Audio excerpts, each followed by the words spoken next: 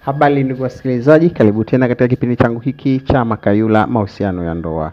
Leo nataka nizungumzie mada ya upendo kwa mwenza, upendo kwa mumeo, upendo kwa mkeo, upendo kwa mpenzi wako. Siku ukipata mtu wa kukupenda na kukuthamini, nawe mpende. Upendo ni kitu cha thamani sana. Hakuna kitu chochote kwenye mahusiano ya ndoa kama upendo. Kweli upendo ni kitu cha thamani kubwa sana.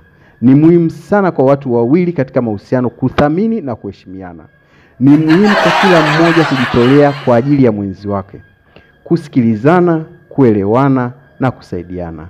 Katika kila hatua ya maisha, upendo ni jambo linaloweza kuleta faraja, usalama na furaha katika mahusiano yenu. Pia Mungu hujenga baraka katika mahusiano yenu. Mungu hufungua milango katika mahusiano yenu.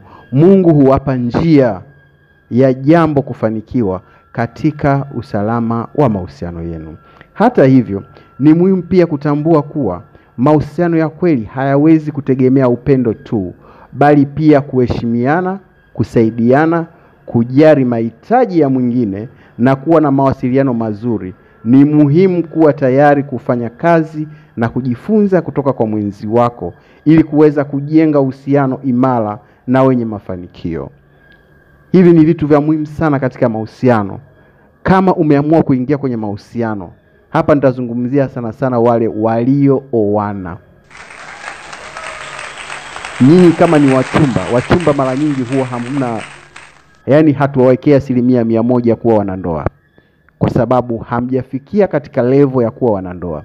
Kwa hiyo unapokuwa mchumba, angalia sana. Kwa hiyo unajenga kitu ambacho cha baadaye ambacho unatakiwa kuja kukifanya, ambacho ni lazima ujue mawasiliano yako yatakuwaje, umuhimu wako wa utayari utakuwaje. Je, utajifunza kutoka kwa mwenzi wako au utakwenda na tabia zako ulizofundishwa na mama yako, alizozipata kutoka kwa baba yako wakati anakulea wewe?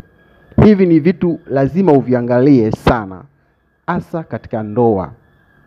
Kwa hiyo ni muhimu kwa kila mmoja katika mahusiano kuthamini upendo na kujitahidi kufanya kila liwezekanalo kuimarisha uhusiano wao ili uweze kudumu na kuwaletea furaha na fanaka kwa pande zote mbili. Huwezi ukawa na faraja au ukawa na upendo kwa upande mmoja. Je, upande huu mwingine nani ataufanya? Hivi ni vitu ambavyo vya kufikiria nyinyi watu wawili, wewe na mpenzi wako. Tatizo lenu nyinyi wa sasa, vizazi hivi vya leo, mnapenda ushauri zaidi kutoka kwa mashoga, marafiki na majirani. Vitu ambavyo vitakuletea wewe vitu tofauti. Kwa sababu itafika wakati utazaa, utahitaji kujenga familia yako. Hivi vitu ni vya msingi sana kuvizingatia. Mapenzi bora huleta familia bora na watoto wenye discipline ya adabu na kujielewa. Basi kwa leo naomba niishie hapo, ila usisahau subscribe page yangu ili uweze kupata darasa linalofuata. Asante na karibuni tena.